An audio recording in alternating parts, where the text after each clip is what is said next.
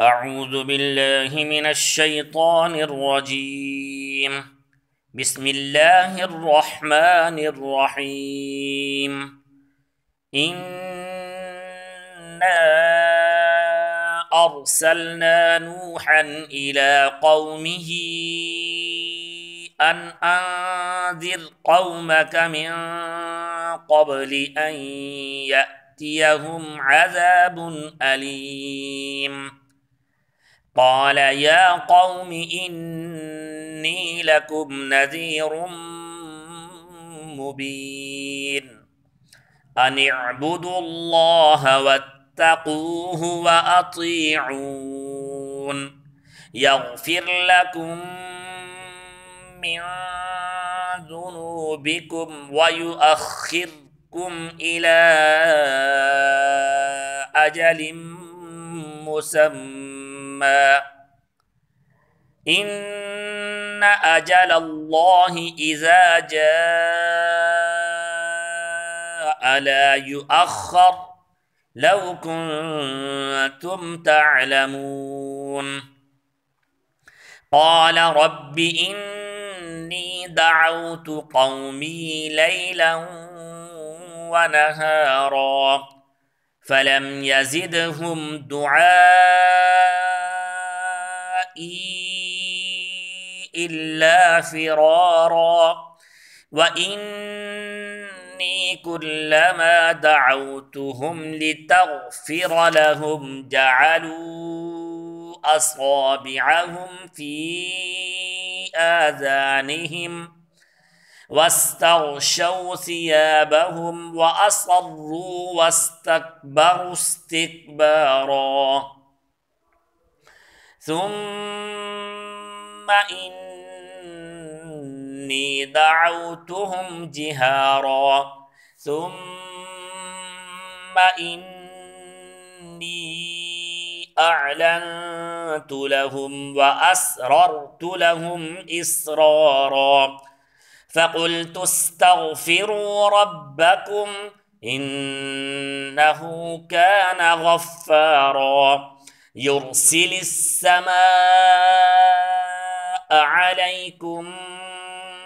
مدرارا ويمددكم بأموال وبنين ويجعل لكم جنات ويجعل لكم أنهارا ما لكم لا ترجون لله وقارا وقد خلقكم أطوارا